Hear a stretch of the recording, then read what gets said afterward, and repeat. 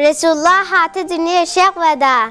Jimekke hatta busra şu'leda. Ji kabila beni Sa'di Halima. Wî şirdaye 2 sal temam cem vêma. Welatê wan şîn geş bû şadman. Xêr û bereket bariya bû bi ser wan. Paşî anîn cem diya wî Amîne. Teslîm kirin xatir ji wan xestine. Resulullah bûye 6 sal emrê wî. Çûn Medînê bo serdana xalê wî. Dünya fanî jî kesî re namîne. Li vegerê vefat kiriye Amîne. Ev yetîm ma hem sêwî ma ê Xwedê. Rehmeta tê çêtir e ji bav û dê. Ümme Eymen ev pîreka pirdelal.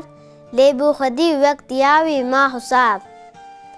Ümme Eymen wî ji Medînê aniye. Ji cem Abdülmutalib wî daniye.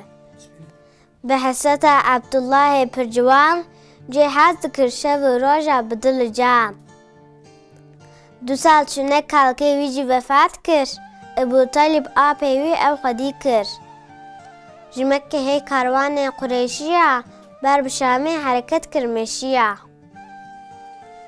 Ebu Talib alavê xwe berkirî.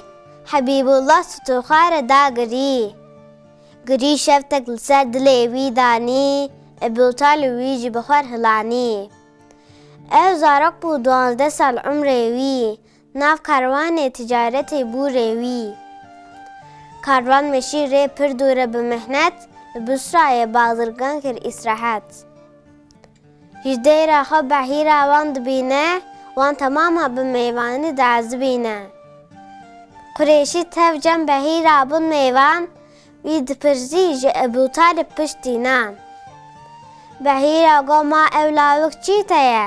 Ne bawerim ez ku bavê wî heye. Jêre gotî ez bavê wî lawê min. Behîra got ka rast bêje canê min. Rastî ev e bi raziyekî pirdelal. Behîra got vî vegerîn bêsewal. Ger li Şamî Yehûdî wî nas bikin. Bêguman wê kuştina wî qes bikin.